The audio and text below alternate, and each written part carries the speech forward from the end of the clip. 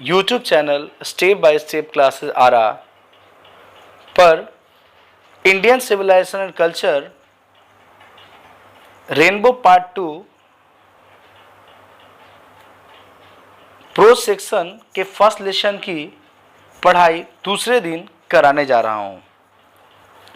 पहले दिन हम लोग 2 पैराग्राफ पढ़े थे और आज दूसरे दिन हम लोग उसके आगे की पढ़ाई करते हैं।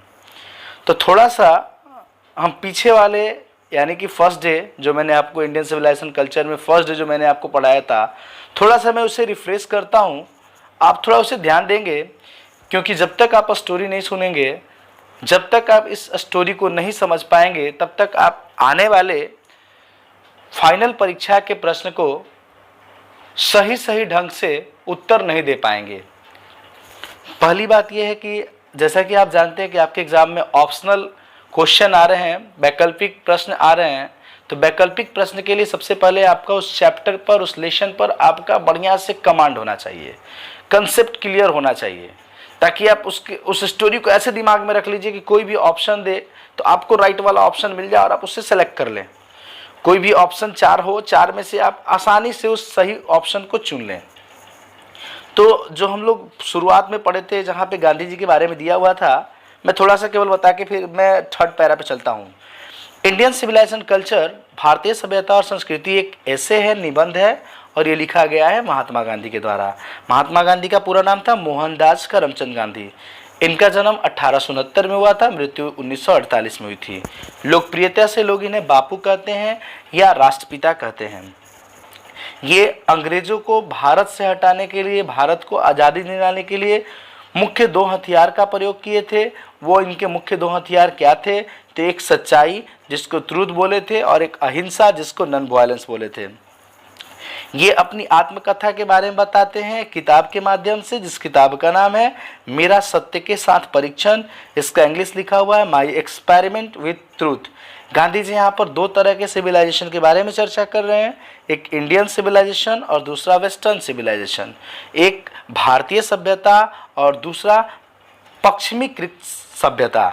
वेस्टर्न का मतलब होता है, वेस्ट का मतलब पश्चिम, आप जानते हैं। तो पश्चिमीकृत सभ्यता पे, दोनों पे डिफरेंस बता रहे हैं, दोनों का क्या क्या अलग अलग वैल्यू है, उस पर चर्चा कर रहे हैं इस चैप्टर में।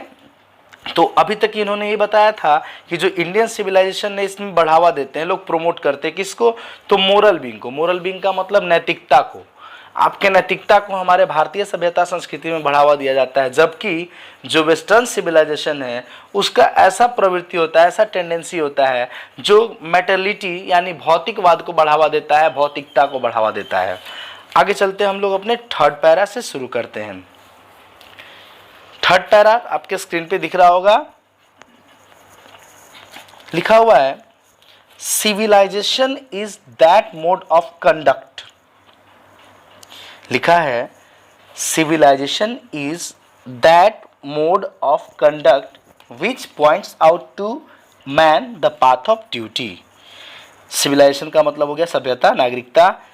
सभ्यता, civilisation is that mode of conduct, सभ्यता जो है एक बहुत ही अच्छा जरिया है।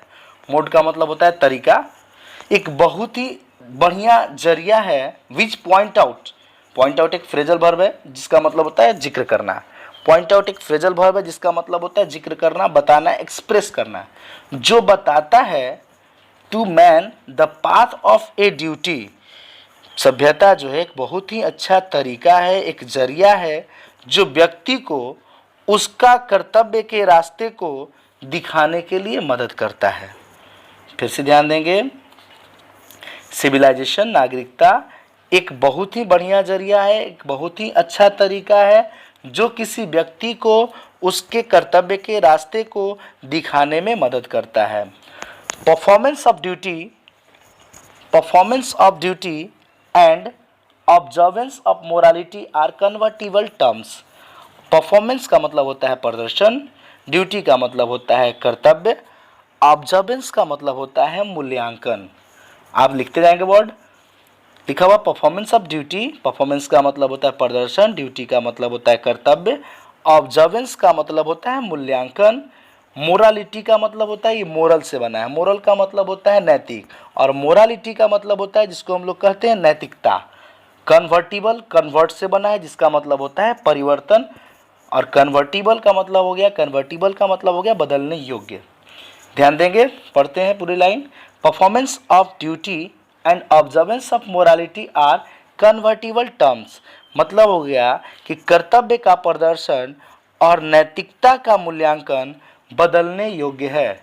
कर्तव्य का प्रदर्शन और नैतिकता का मूल्यांकन बदलने योग्य है। आगे, टू ऑब्जर्व मोरालिटी कहता है, टू ऑब्जर्व मोरालिटी, मोरालिटी का मतलब नैतिकता बता दिया था, is to attain mastery over our minds and our passion.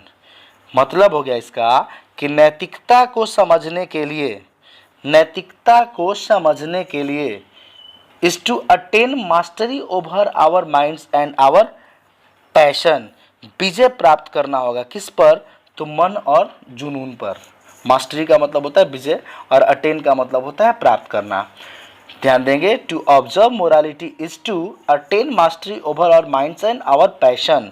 कहता है क्या कि नैतिकता को समझने के लिए सबसे पहले आपको कंट्रोल करना होगा, सबसे पहले वर्चस्व दिखाना होगा, विजय प्राप्त करना होगा किसके ऊपर, तो अपने माइंड, माइंड का मतलब मन या दिमाग के ऊपर, और पैशन का मतलब होता है अपने जुनून, अपनी चाहत के ऊपर।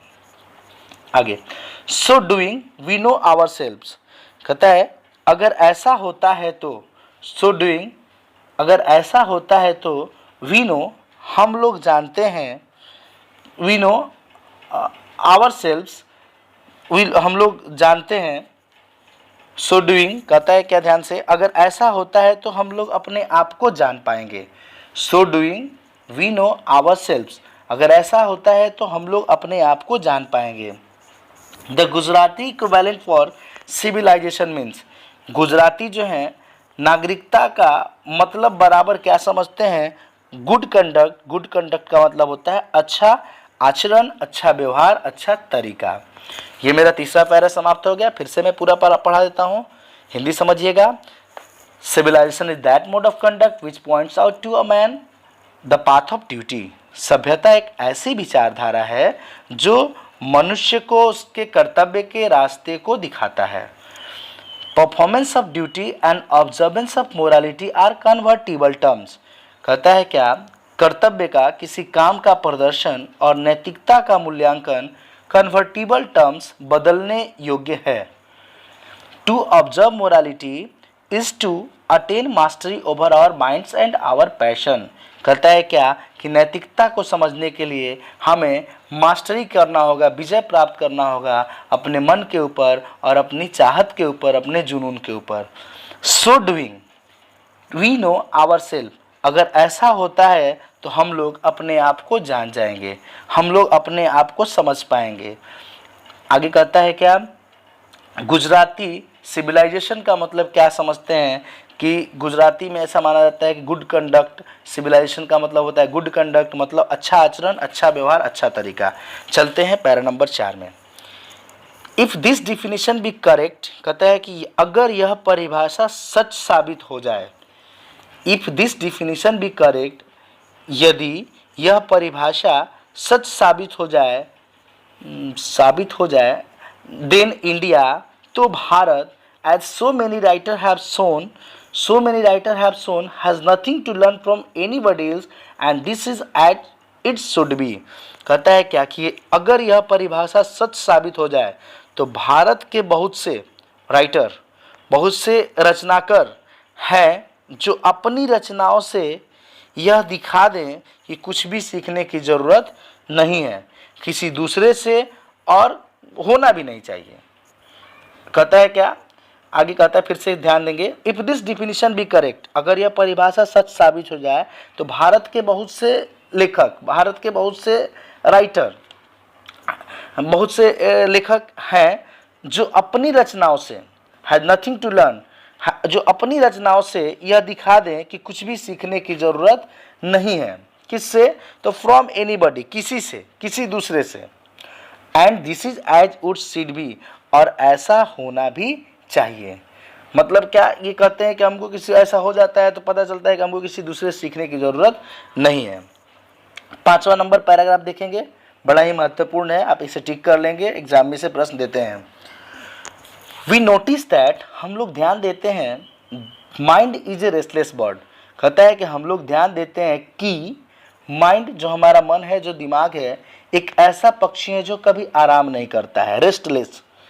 The more it gets, it आया यहाँ पर दिमाग के लिए, the more it gets the more it wants, जितना ज़्यादा यह पाता है उतना ही ज़्यादा यह चाहता है। ये माइंड को बताता है कि माइंड जो है, आपका जो दिमाग है, जो आपका मन है, एक ऐसा पक्षी है जो कभी आराम नहीं करता, और जितना ज़्यादा इसको मिलता उतना ज़्यादा यह चाहता है, एंड स्टिल रिमेन्स अनसेटिस्फाइड, और फिर भी यह क्या रहता है, असंतुष्ट रहता है, फिर भी यह असंतुष्ट रहता है। The more we indulge in our passion, कहता है कि जितना ज़्यादा हम लोग लिप्त होते हैं, जितना ज़्यादा हम लोग लीन होते हैं, किस चीज़ में, तो अपने पैशन में, अपने शान शौक में, मौज मस्ती में, the more unbridled they became, जो लोग जितने ज़्यादा लीन होते हैं अपने मौज मस्ती में, ऐशो आराम में, उतने ही ज़्यादा वो लोग क्या हो जाते हैं, अनब्रिडल्ड हो जाते हैं। अनब्रिडल्ड का मतलब अनियंत्रित हो जाते हैं।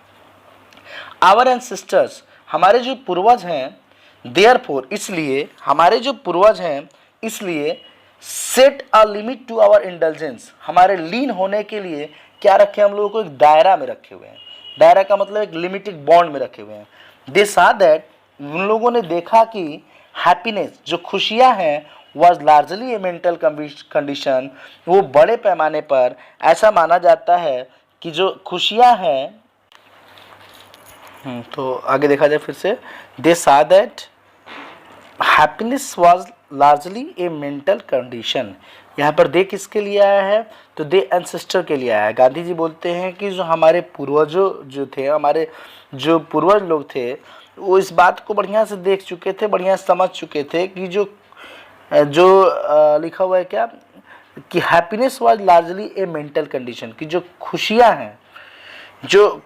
हैं, एक्चुअली हम बता रहे हैं कि हमारे पूर्वजों ने ऐसा देखा था, समझा था कि जो खुशियाँ हैं एक प्रकार की मानसिक स्थिति है, वॉज एक प्रकार की मेंटल कंडीशन का मतलब मानसिक स्थिति है। आइए 6 नंबर पैराग्राफ में चलते हैं। लिखा हुआ है, a man is not necessarily happy because he is rich, एक आदमी के खुश होने का कारण यह नहीं है कि वह अमीर है। कहता है क्या कि a man is not necessarily, यह जरूरी नहीं कि कोई व्यक्ति अगर खुश है तो इसका मतलब वो अमीर है, या अनहैप्पी, उदास है क्योंकि वह गरीब है। The rich are often seen to be unhappy, जो अमीर हैं उन्हें भी अक्सर देखा गया है उदास। The poor to be happy, और गरीबों को भी खुश देखा गया है। Millions will always remain poor, लाखों की संख्या में लोग ऐसे हैं जो हमेशा गरीब होंगे। Observing all this our ancestor, इन सारे चीज़ों को समझबूझकर, ऑब्जर्विंग ऑल दिस, इन सारे चीज़ों को समझबूझकर हमारे जो पूर्वज हैं, आवर एंसेस्टर, डिसीडेड का मतलब होता है किसी के विपक्ष में सलाह देना, किसी के विपरीत में सुझाव देना। आवर एंसेस्टर डिसीडेड अस, हमारे जो पूर्वज थे वो हमें मना करते थे, किस चीज़ से ले, तो लग्जरीज, आरामदायक जीवन के लिए, एंड प्लेजर लाइफ, और आनंददायक जीवन के लिए। हमारे पूर्वज जो हैं हमें सुझाव देते थे, सलाह देते थे परहेज रखने के लिए, क्या, तो आराम और आनंद वाली चीज़ों से दूर रहने के लिए। We have managed with the same kind of law as existed thousand of years ago, लेकिन आज भी हम लोग मैनेज किए हैं, संतुलित किए हुए हैं, बना के बरकरार रखे हुए हैं, क्या, वही हल जो आज से हजारों साल पहले लोग इस्तेमाल करते थे, वही हल जो आज से हजारों साल पहले लोग इस्तेमाल करते थे। आगे कहता है, we have had no system of life corroding competition, कहता है, सॉरी हम लोग एक लाइन आगे कहता है, we have retained the same kind of cottage that we had in former time. Retained का मतलब होता है बनाए रखना। We have retained the same kind of cottages that we had in former times, and our indigenous education remains the same as before।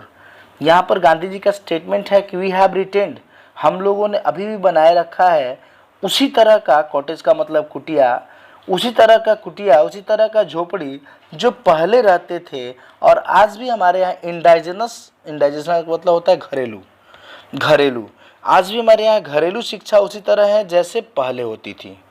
Gandhi ji यहाँ पर 2 line बता रहे हैं कि हम लोग हजारों साल पहले जिस हल का प्रयोग खेती के लिए करते हैं लोग, हल का प्रयोग जो हजारों साल लोग पहले करते थे, आज भी हम लोग उसी हल का इस्तेमाल करते हैं। बहुत पहले फॉर्मर टाइम्स में जिस प्रकार के कुटिया बने होते थे, झोपड़ी बने होते थे, आज भी हम लोग उसे बनाए रखे हैं। साथ ही साथ आज भी हम लोग घरेलू शिक्षा का प्रयोग करते हैं जैसे लोग पहले किया करते थे। We have had no system of life corroding. Life corroding का मतलब होता है कि धीरे धीरे खत्म करना, धीरे धीरे खत्म करना। ध्यान दीजिएगा, we have had no system of life corroding competition. हम लोगों के पास कोई व्यवस्था ही नहीं कि हम लोग अपनी ज़िंदगी की भागदौड़ में लगे रहें। कहते हैं क्या कि हम लोगों के पास कोई व्यवस्था ही नहीं थी कि हम लोग अपनी ज़िंदगी के भागदौड़ में लगे रहें। It's followed his own occupation और ट्रेड। सब लोग अपना अपना पेशा, अपनी अपनी ऑक्यूपेशन को करते थे, अपने अपने व्यवसाय को करते थे।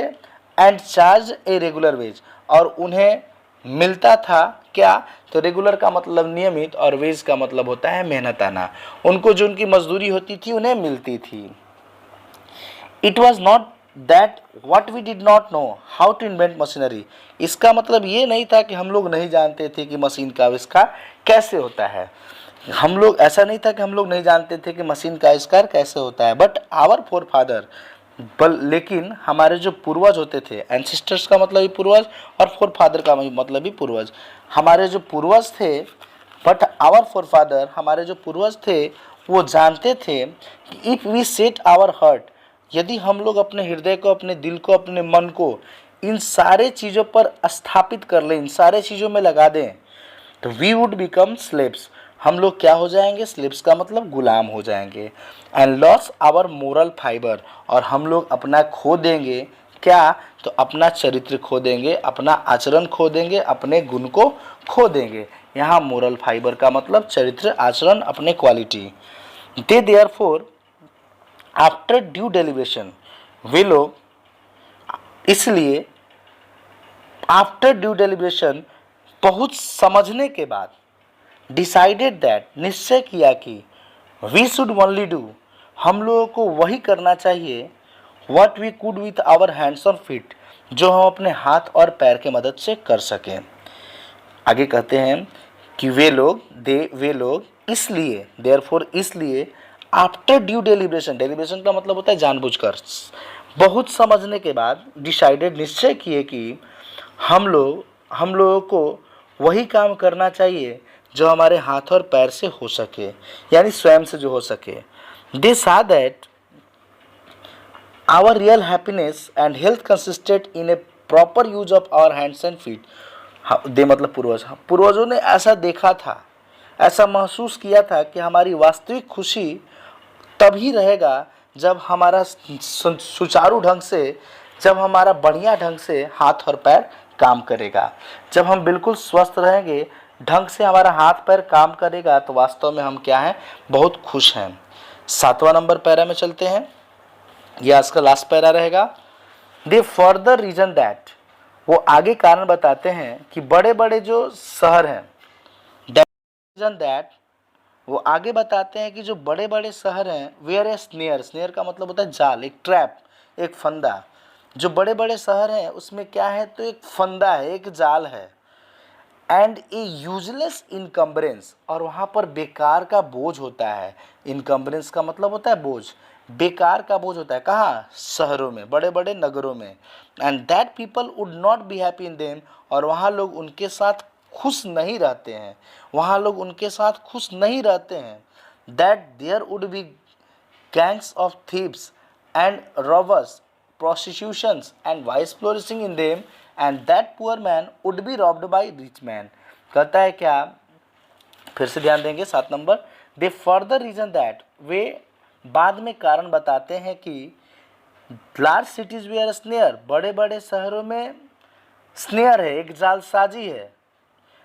एंड ए यूजलेस इनकम्बरेंस, और एक बेकार का बोझ है, and that people would not be happy in them, और वे लोग खुश नहीं हैं उनके साथ।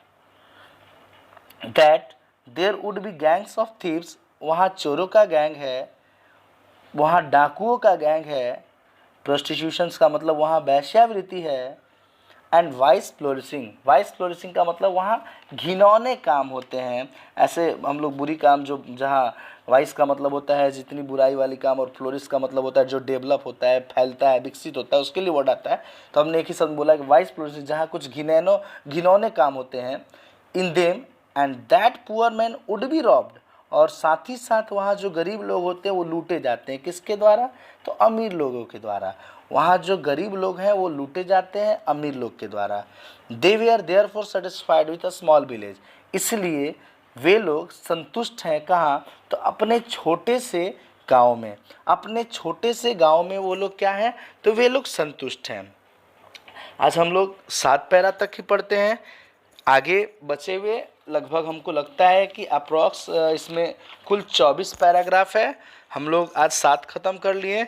नेक्स्ट पैराग्राफ नेक्स्ट वीडियो में पढ़ते हैं, और आप इसे बढ़िया से समझेंगे। जहाँ भी डाउट होगा उसे कमेंट में लिख के पूछेंगे, या व्हाट्सएप पे कॉल करके, या फिर मेरे व्हाट्सएप पे मैसेज करके, या फिर मुझे वॉइस कॉल करके आप अपने कन्फ्यूज़न को क्लियर कर लेंगे। साथ ही साथ अगर आपको ये वीडियो अच्छा लगता हो